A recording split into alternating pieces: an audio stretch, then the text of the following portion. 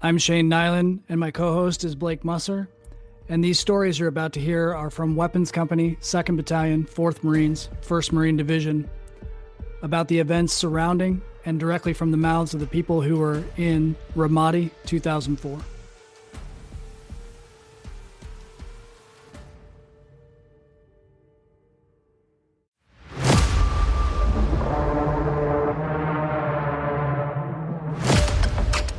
This is part 2 of our interview with Louie Fuentes from Mobile Assault Platoon 1. The funny story about Jax and Pace. We did a satellite patrol, and so Pace and Jax were left in the truck. And we did this patrol when we got there. And when we got back to the truck, I'm sure you guys are aware Pace jacked off probably like 8 times a day back then. Oh, yeah. Even before we went over there. Oh, yeah. Yeah, he was well known for taking up a lot of toilet paper and a lot of Jergens in Okinawa. Jax is like we just got done walking in the middle of the day. Fucking I'm tired. I'm fucking dehydrated because I ran out of water. And it's like Jax was like, "Hey, Fuey, I need to talk to you when we get back." And I was like, "Bro, just say it. I don't give a fuck." And he's just like, Pace was jacking off while we were driving.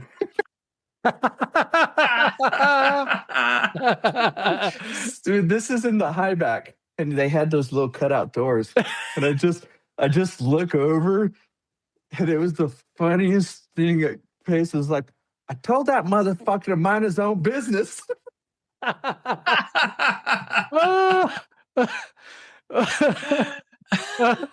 I was just like, "Oh my God, dude." Yeah, you can't make shit up. You can't make that shit up. There's no one would even understand. That's a true 2-4 story right there. Oh, man. And talking about, I know I read part of the book. I haven't finished it. To me, the book that just came out about our deployment. Yeah, Unremitting by Greg Zoroya. Yeah. Yeah. I know it, like the first few parts that I read, a couple enlisted guys, but to me, it was mostly officers. Yeah. I didn't, finish the book. I haven't finished it. I should. And the funny thing is, when we raided that house, the first house, there was nobody in that first house. Yeah. There was a kind of a small hut in the back. And we were just like, okay, like, hey, we need to clear that house. And the little hut. So we went back there. There was this dude sleeping with his wife and kid. And, we were told, hey, grab every male adult. We're taking them in. And that's where the dude is like, Mister, leave me. I give you somebody else. And we're just like, no, dude, you're coming with us. He's like, no, you want this. You want this person. And like, who? And I was like, who is it? He's like, my brother. He's like, he's next door. So we jumped the wall to get into that house. And that's where we caught that one dude. Yeah. Wow. And Adnan Hassan Farhan. He was a Republican Guard colonel, right? Yeah. Yeah. He was like the two of clubs or some shit. He was one of those, he was on the cards of the most wanted. No shit. Yeah, he was one of those people. Yeah. But so we ended up getting that house. I think there were some 2 Delta dudes out there in their little Striker vehicle back then. It wouldn't surprise me. They showed up at random times.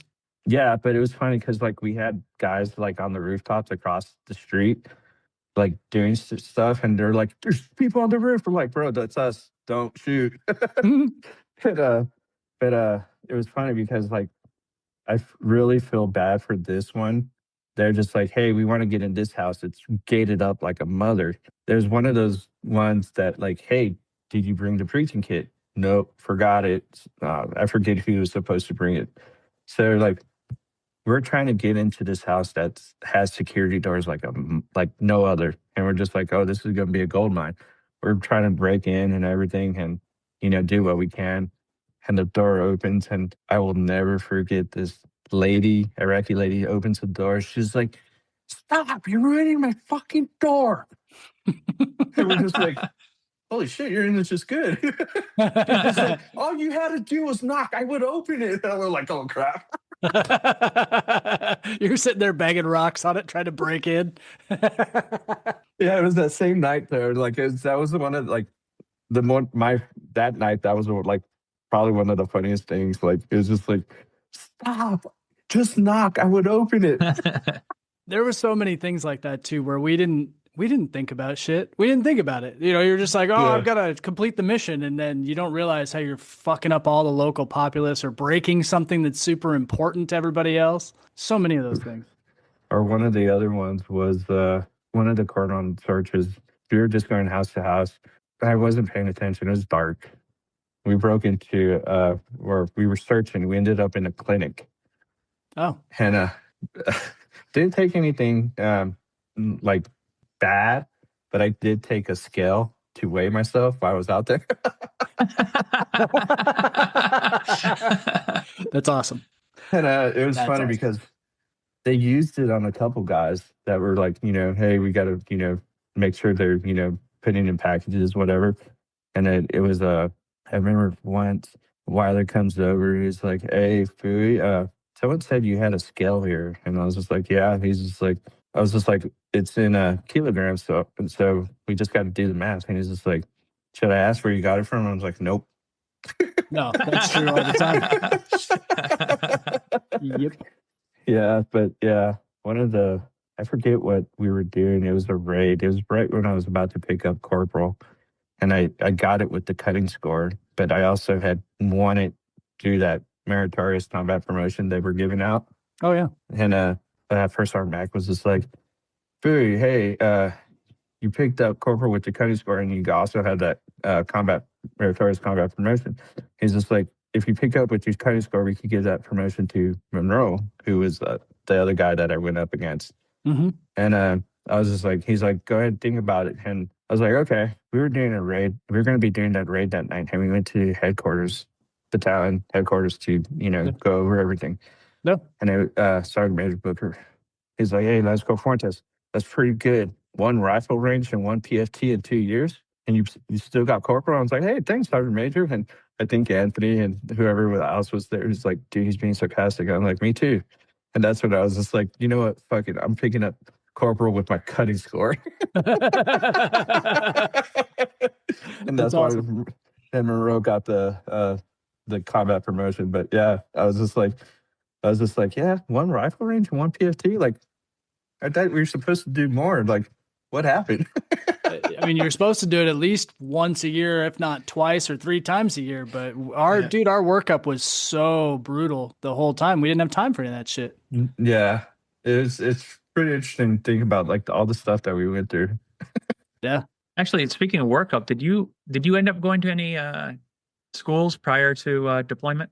No, I went to Bridgeport. Yeah. Because all you guys, like you guys, there was a lot of guys that went to schools. I got sent out constantly. And the other one was like they went to schools, and we went out there, and I think I don't think Solis was out there. I remember Drake was like the senior guy for heavy guns when we went out there. I don't think I told Drake this, but I should. It was pretty funny because we had just got all the new lieutenants, like JD and all those dudes, and JD was with heavy guns, and like Drake he picked up staff there, and then he was sent to anti-armor, and it left me like the senior guy, and or Hardin was out there, maybe, I don't know. Everybody's like, we were out there somewhere, and everybody's getting in the trucks, and like Guns is just sitting there, and I'm like, oh crap, I'm like the senior guy right now. I need to go ask Lieutenant Stevens what he wants us to do. Like, and I go over and I'm like, hey, sir, you want Guns to get in the truck? He's like, yeah. Drake comes over. He's like, Barry, you don't fucking talk to a lieutenant. You're the last corporal. You get somebody senior, like, come talk to lieutenants. And, oh, dude, JD's behind Drake going like this. I'm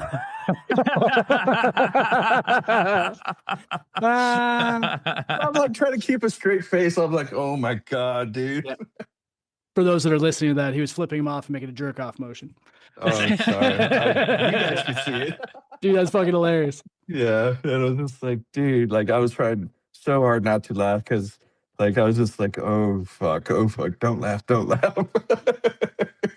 yeah, that was pretty funny. I was just like, dude, and Bridgeport was pretty fun. We went to We shot some heavy guns out there. We went to a high Yeah, altitude. you guys got to go and do a detour and go out into that range in Nevada and shoot all Yeah. the long guns while the rest of us stayed there and froze and got the shits and everybody got sick. Yeah. Had people dying on the mountain, had people falling down the Oh, mountain. dude, Yeah. that was so funny because like we stayed in that night. We stayed in the squad base over there in Bridgeport, and we were going out, and we are fucking like JD and I are just like in the back of that little white truck, freezing like everybody else because it's fucking cold. And we get out there, and everybody looks so miserable. Yeah. Because we And it was were. just like, We it was were. just like, Yeah. it was just like, what the fuck? And I think that's when somebody goes, "Oh yeah, First Sergeant Lee told us so all we could do was bring our green bivvies, like green Yep. sleeping bag." Yep. And like I was like, oh damn. Yep. We were sleeping 2 people to a bag to keep warm because there just wasn't enough. Yeah. Yeah. Yep. And that's when my fat ass, when we were at that shoot, I remember I was just like looking at my watch and everything. I'm like, dude, we're not going to make time. Like, we won't get to the chow hall in time. And I was just like, hey, sir, we're not going to make the chow hall in time. He's like, what? And so this hill where we were at, you could see a McDonald's in the distance. And I was just like, sir, there's a McDonald's right there. We should hit that up. He's just like, fuck it, we're not gonna make chow, so we don't have any MREs because they had them locked up and he didn't have a key. So we were just like, yeah, let's go to the McDonald's. That's funny. Yeah. Yeah. Speaking of fast food, I remember when we were in Camp Victory, the pop up was it Burger King, and it was in a trailer, Yeah. and I just remember when we first got there with seeing that, being like, man, Yep. Down in Kuwait. yeah, So just being surprised that they had that, and then knowing that Yep. we weren't And going to have they anything actually- like that. in Burger King and Balad- a green bean coffee company. Yeah. Oh, dude, and Balad. So my eye was all jacked up in Ramadi. So I woke up, I couldn't open it. Not like pink eye or anything. It was just jacked up. Yeah. And it was a little bit after Fox Company, Captain Carlton, the CEO, got hit with the RPG. Oh yeah. So they were like, hey, they're gonna sing you Balad. And I'm like, okay. And I was just like, what is that? They're like, it's the hospital, you'll go out there for a day and come back. And I was like, okay. And they were like, hey, you need to watch over Captain Carlton. And again, I was just like, he's an officer. Like, what the fuck am I going to do? And like, that happened a lot to me. And so I was just like, whatever. And I remember like, hey, Fuey, you can't take your rifle. And I was like, what? They're like, I'm like, do you want me to fly over Iraq without a rifle and you're telling me to watch Captain Carlton? And I was just like, what the fuck? And I'm just like, whatever, dude. So they fly us out. I'm with Captain Carlton, and we were at this hospital. They checked me for my eye, and I'm like, okay, cool. And like, they're just like, here's some petroleum jelly. Put some in your eye like once a day. And I'm just like, with the Q-tip. And I was just like, yeah, cool. We have the cleanest conditions right now. Yeah. And so like I'm sitting down and in this tent outside of the main hospital, and he comes in, he's like, hey, I found a Pizza Hut, let's go. Nice. So like we went and got pizza. So like in Balad, they had a Pizza Hut, they had a Chinese food restaurant, and I'm like, what the fuck, where is, like, what is this place? It was one of those times like I felt like tiny, like a little. It was so wrong for me to be there because like walking through the hallway at the hospital, like there's dudes that were so jacked up, and here I am, like little crusted eye. Yeah.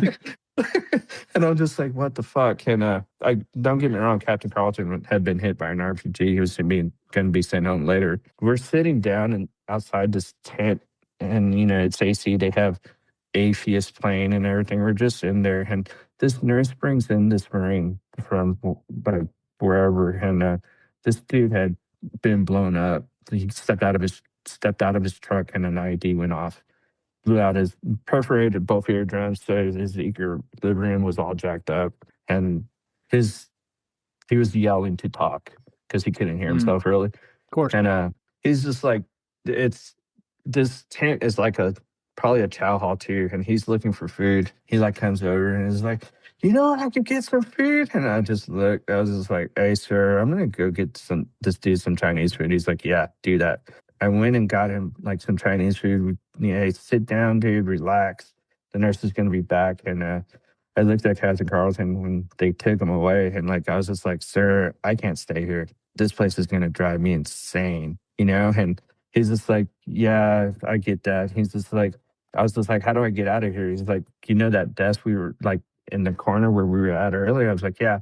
He's just like, go there, you know, ask them to, you know, for a flight back to Hurricane Point. I was like, cool. Well, went there and I'm like, hey, I need to get out of this place. Like, and they're like, oh, you're not supposed to leave for another week. Oh, And I'm like, jeez. I was just like, huh? And I was just like, no, I need to get out now. And I'm like, I'm done. I saw the doctor. He gave me what I needed. I need to go.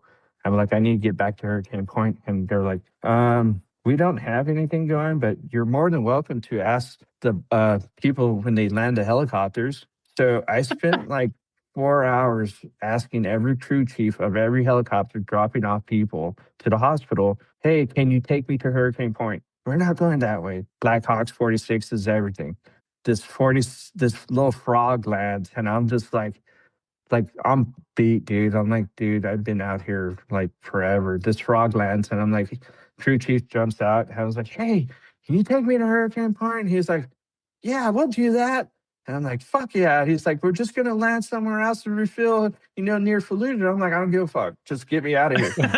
And, like all night we're flying. I get to Hurricane Point probably like 3 o'clock in the morning. I'm walking from the LZ to the Hooches, and all the trucks are lined up. And I'm like, oh yeah, everybody's going on a raid, yeah. And I like run into the COC, and since I had no hearing protection, I can't hear shit. And I'm like, I walk in, I'm like, hey, I'm back. Can I go out? What are you fucking doing here? You're not supposed to be back yet. And I was just like, I couldn't stay. And they're like, can I go on the raid? And they're like, no, you don't know what's going on. And I was just like, oh, okay, fine, fuck it. But yeah, dude, that was like one of those things like there's no way I would have stayed there, dude. It would have I would have probably lost my shit there. Like if I would have stayed in like, cause like I was just looking around, like I was there for my eye, but seeing dudes who had been like fucked up beyond like anything, I was just like, holy shit, dude. Yeah, Like, Balad was like, I think the biggest hospital just north of Baghdad, right? yeah, but yeah, I was just like, holy crap, I need to get out of here. And then it was funny, Captain Ron was like, yep, just go ask him, you know, tell him you need to get out of here. And I was like, yep, I'm out of here, sir. Good luck. That right there, sir, is one of the craziest stories I've heard so far. In that you're a Lance Corporal out on the airfield, just like, hey man, I'm trying to hitch a ride. Can you get me back to my hooch so I get shot at some more? Like, Yeah, dude. I was not gonna stay out there, dude. It was so fucking gnarly, dude. Like I was probably like the crew chief and the two gunners on the helo. Like there's just like sitting in the back of that 47, and I'm just like, I'm going home. Like I'm stoked. I'm going home. and you got to ride in a helicopter in a combat zone, which most of us can't say. That's pretty damn awesome. And as much as you love helicopters, that's like triple awesome. Yeah, but I didn't have a gun in case something happened. Well, that's all right. You just have to trust them. Yeah. I remember them trying to disarm us as towards at the end when we were supposed to decompress at Junction City, and we were supposed to like start turning over our weapons. And then when we transitioned, especially up to the airfield that we were going to fly out of up by Baghdad, they kept being like, no, you can't have anything. You can't have anything. And then there was the final shakedown as we were trying to get onto the plane.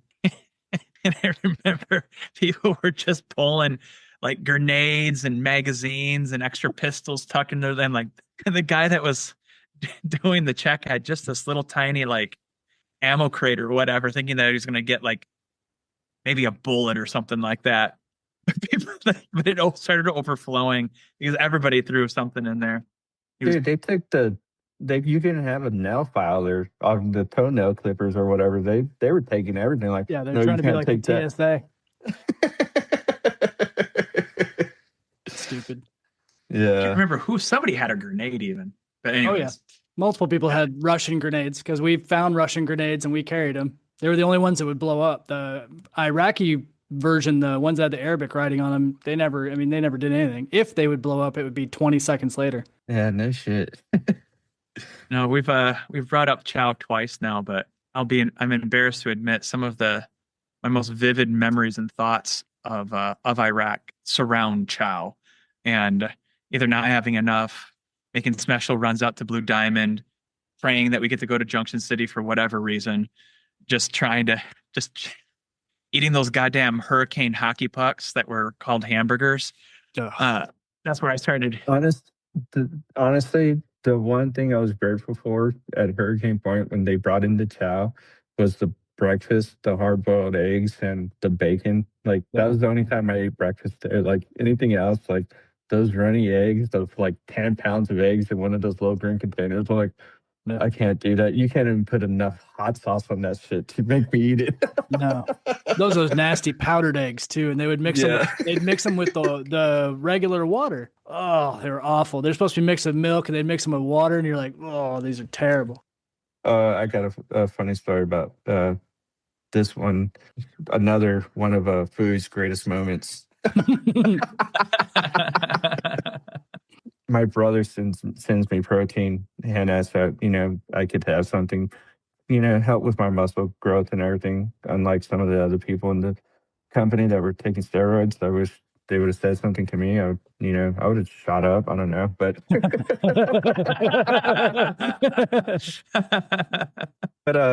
so for the longest time, I didn't know this, like, because I wasn't a weightlifter. I lifted weights, but I never was into like drinking protein or anything. So my brother sends me shit. So I start using the milk from the chow hall, that goat's milk from the chow hall with my protein shakes. Dude, got the shits all the time. I'm just like, oh my God.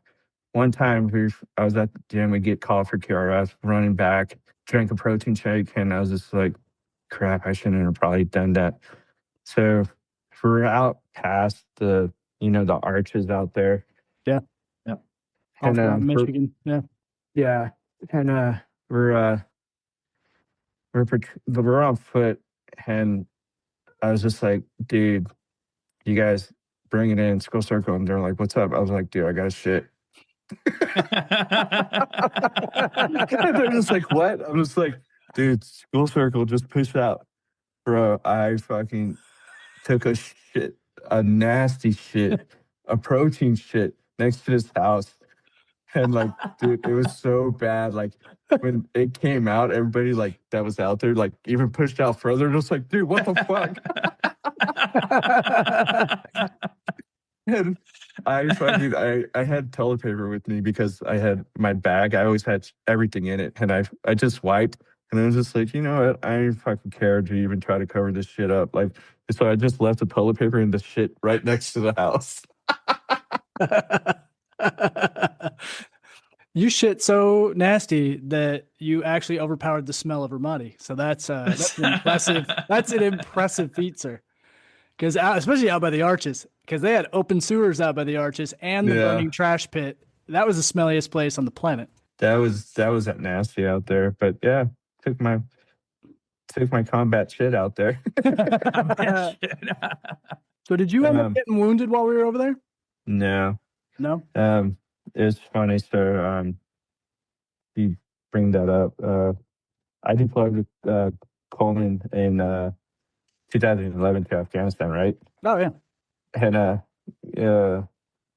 we were being sent to Singen, and it was one of those fucking things. Like we were doing our like little security shit, like if you get caught or whatever.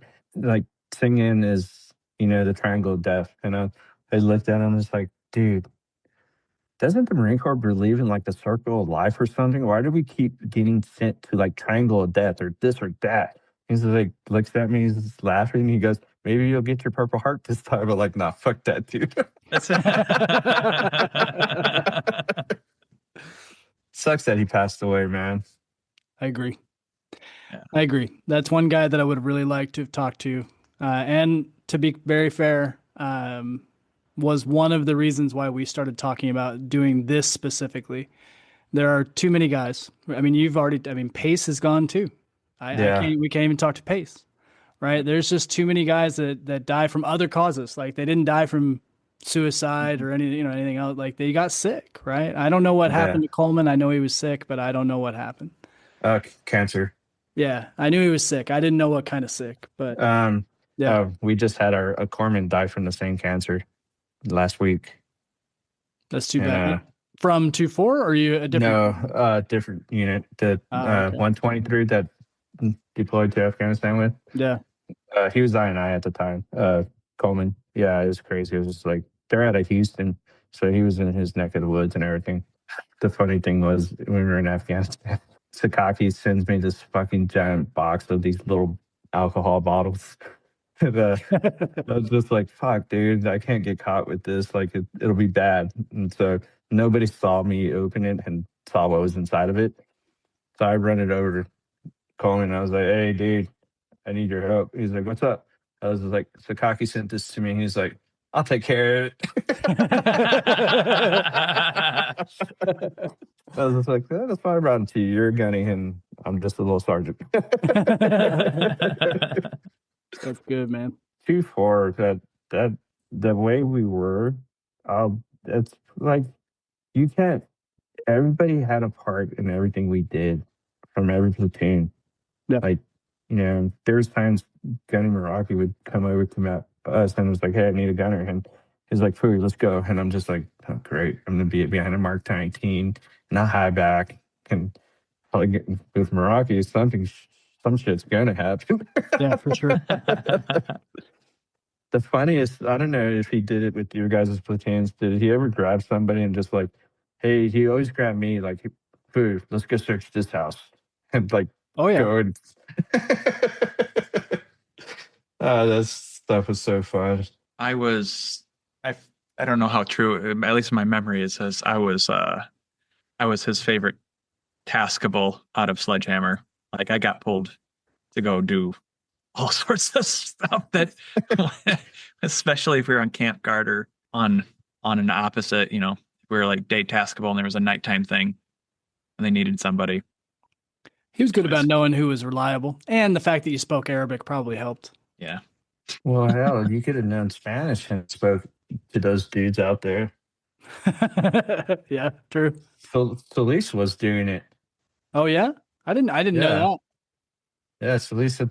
We had one of the interpreters didn't know the dialect there, I guess, or something, and Solis started talking to him in Spanish, and like they used Solis to interpret what they were talking about in the government center where the police station was. They used Solis to interpret everything and talk to them. Huh. What? Like it was just like what? Like what? They know Spanish. Solis could barely speak English. That's surprising. All right, that's not true. He can definitely speak English, but boy, that's really surprising. Yeah, I was shocked. I was just like what the heck?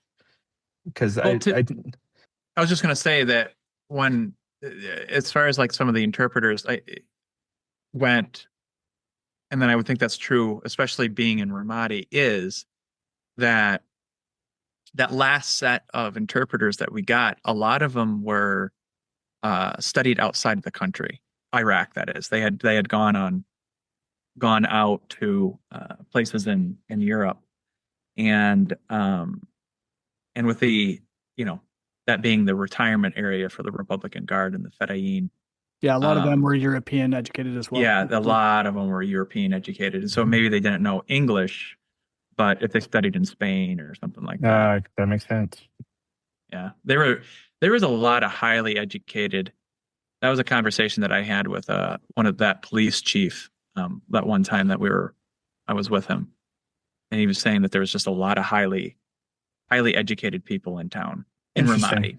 It's a weird town to be in. If you start looking at it from a 30,000 foot level, that was a weird town to have just one battalion in. Oh yeah, I mean, sheer size alone, that was a terrible idea. But yeah, absolutely. What was it, halfway or 2 months into 3 or 2 5s deployment? They split it in threes. Yes. They put three units in there. Yeah, they decided that one unit couldn't possibly cover all that ground. Well, that's weird. It seemed to work for 8 months. Yeah. Yeah. You know what? I would say this about the deployment, and uh, one of the things being from San Diego and coming back and how they talked to us on the news about everything. Like the stuff we didn't know. My cousin had me go on a ride along with him. He was in the border patrol in an undercover unit, Yeah. and meeting with him up like with all his buddies. Like my cousin's like, hey, this is my little cousin. He just got back from Iraq, and he's like, oh yeah, and like it was one of those things, like kind of like it was a stain. No matter what we did out there, it was going to be a stain on us for losing all the dudes that we did. Yeah. And like one of the dudes is like, he's just like, what unit? And I was like 2-4. He's like, was that the unit on the news? Like being in San Diego, they talked about the unit all the time because we had lost, the 34, 36 dudes that we were out there. And that kind of stained everything for us. Yeah, the official number ended up being 34 plus 1 sailor. But yeah, I mean, probably it was closer to 37 if you count a couple other things. But some people like to count Corporal Ryan because he cross-decked and then he died later. Yeah. So yeah, there's a whole bunch of variable counting, but either way, it doesn't matter. It's a lot of people. It was the most number of people modernly in a single Marine Corps unit in a single deployment. So I encountered a little of that from civilians, and then on the opposite side, from other military folk, you get sort of the raised eyebrow, like, oh, I was in 2-4 in 2004, and they're like, oh, like they kind of know how intense it was, how much combat there was, and so you kind of get a courtesy nod that like, yeah, it's okay for you not to want to talk about it. That's weird. I didn't know that you had never told me this, and that you talked to somebody from the Border Patrol and it felt like a bad thing, like a shadow. It did for a minute because like being from San Diego, like don't get me wrong, a lot of people support the military out there, even though it's a fucked up state and whatever. Like San Diego's different from a lot of places. Like there's nothing but military bases there. Camp Pendleton, North Island, and 32nd Street, and all that. And we actually had a tank run through our neighborhoods before, but right. But like so that the news, something like that, like they announced it, but because I think it was when we had got back, we were on leave, and I went on that ride along with my cousin. But like at the time, I was just like, dude, like thinking that's not how we should be like recognized. That's like to all like the credit that goes, like all the dudes that were out there like in 2-4, like going to Ramadi and being in the position that we were put in, like we did a lot better than any unit that would have deployed after us. Yep. Like there's no doubt in my mind, like what we did out there, it was clean, like most parts, but we did a good job. And I just, but like you said, like that courtesy nod, or like, oh yeah, you were with that unit. And I think Kennedy mentioned it, like they don't write enough about it. They don't talk about it. It's like kind of like that. If we keep quiet, it'll go away. Yeah, it's unusual because there's been a handful of books, mostly written by people who were somehow involved with the unit. That includes Greg Zaroya's book. He was attached to Golf Company and Echo Company out at Combat Outpost, which is why he's interested in the story. And then obviously there's the Joker 1 book. There's Oliver North's book that includes 2-4.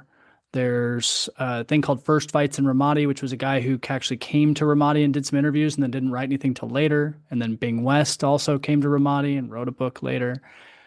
But none of those really were official accounts. And when you start looking through the military, Marine Corps especially, but Marine Corps and Army flag officer publications, flag officer level publications, they all mention Ramadi. And in every case, it's almost like we were really focused on Fallujah. We were focused on heat, and we knew Ramadi was fine. And that's like, okay, that's a weird footnote.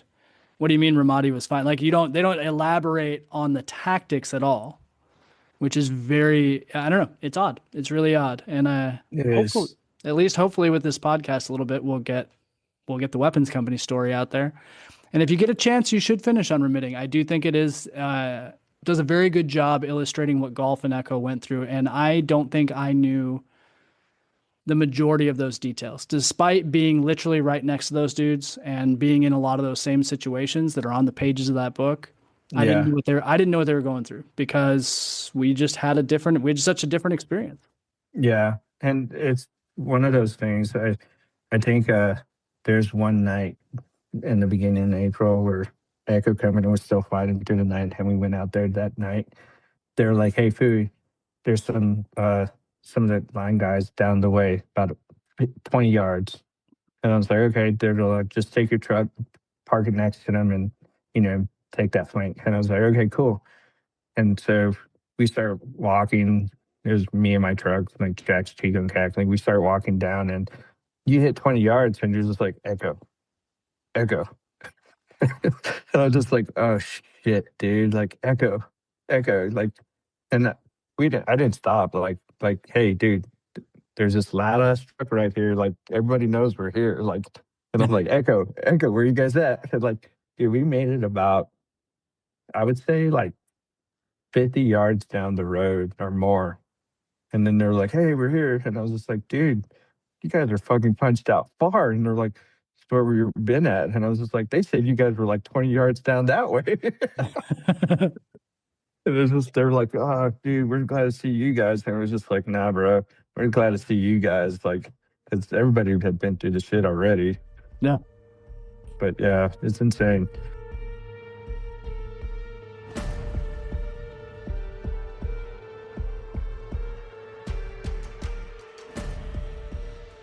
Yeah, I'm bullshitting. Go ahead. I was just going to say that one of the things that Nylan and I have talked about several times since we started this has definitely evolved very differently than we thought it was going to when we first started trying to, pulling this together, just because each one of these interviews have been so uniquely different, wonderfully different. This, like it's because we're letting it, be driven by the individual. And so we're letting it evolve as it needs to, and we're not doing this for any kind of profit, or like we're not monetizing this in any kind of way. That way we can keep it pure for just capture as much as we can, capture the memories, capture the stories.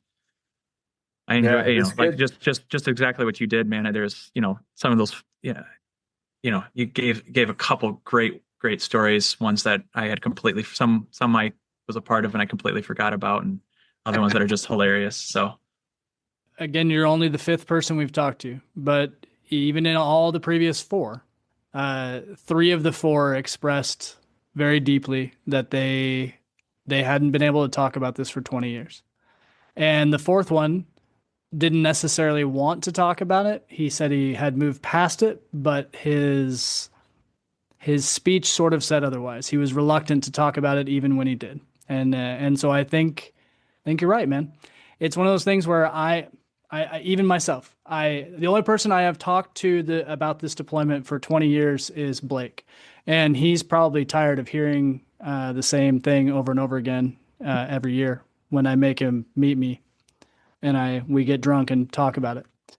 So yeah, one of the things that I've learned this past year, late from going to the reunion and kind of struggling with it and everything.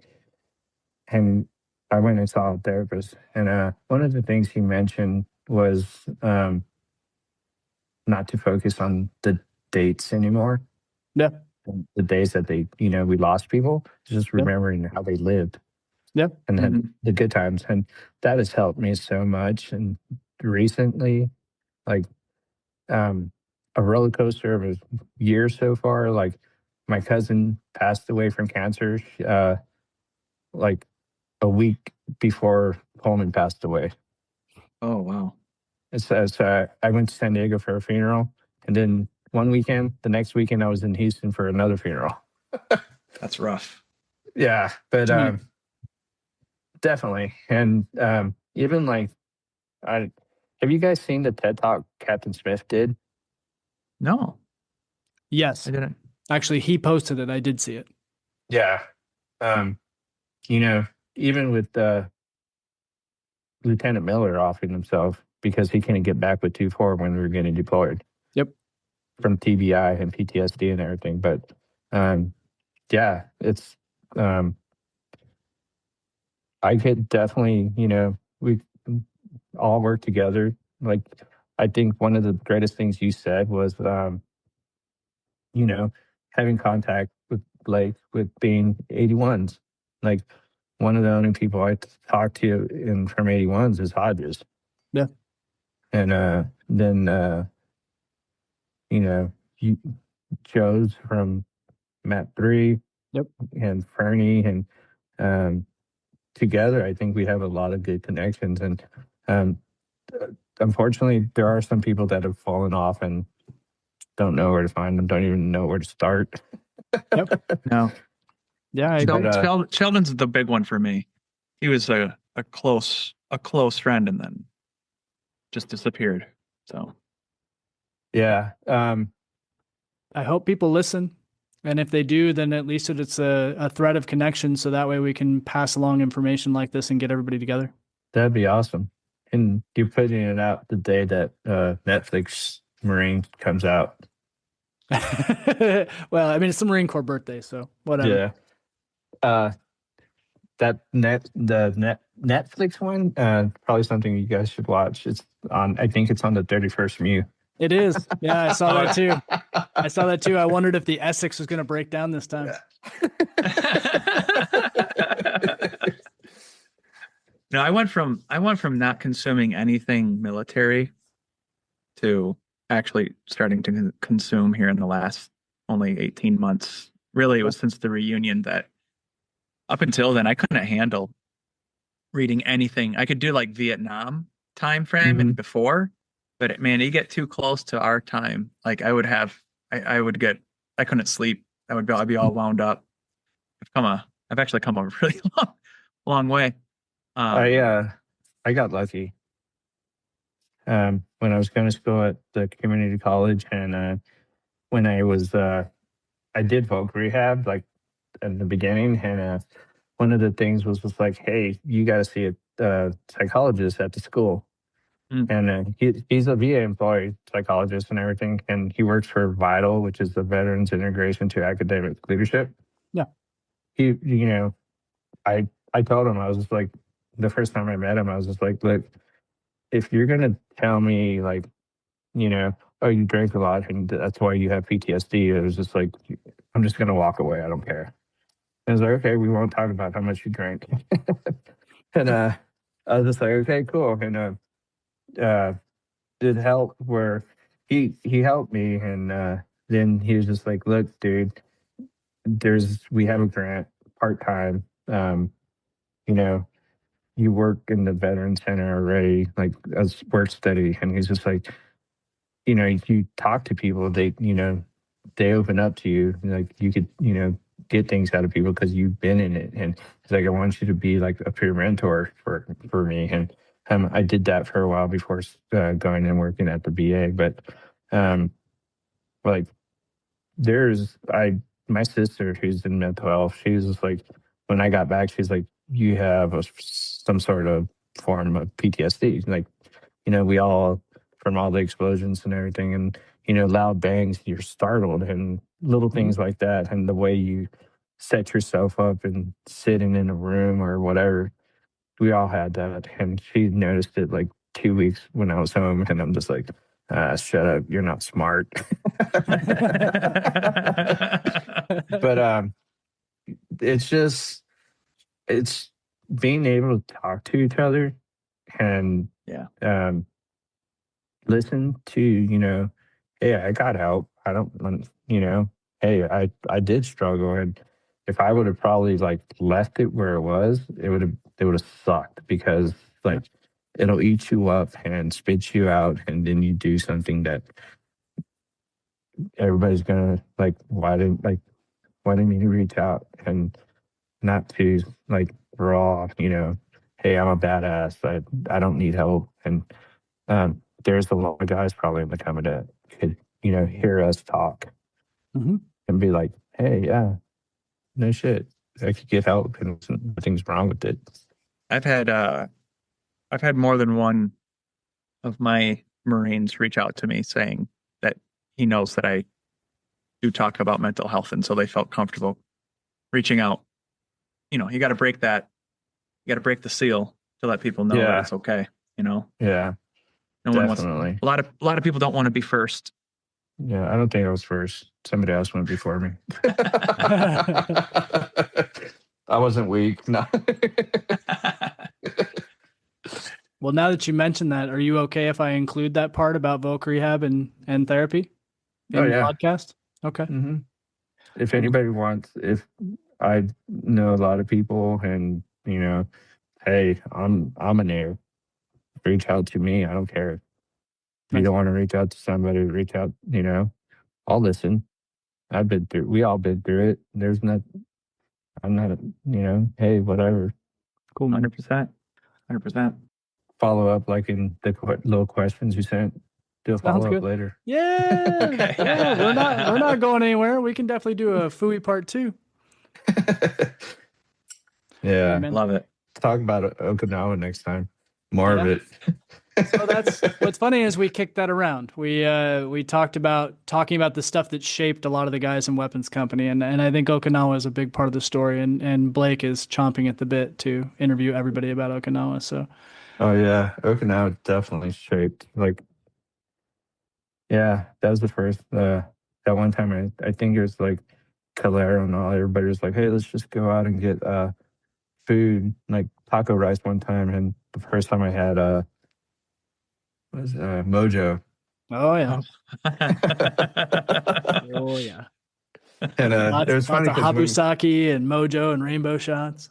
it was funny because when we were out there drinking the Mojo, all the officers showed up, and we drank a couple bowls with them, and then like it was like, hey, we should go back in, and dude, I stood up, I could barely walk, Uh-huh. and I remember like deeper going like, dude, you got to walk through the gate yourself. I'm like, okay. I made it through the gate, and I just fell into the gutter right after. Hell yeah. All right, buddy, this has been good. I'll be in touch. If you like what you heard, make sure you subscribe for future episodes on your favorite podcast service.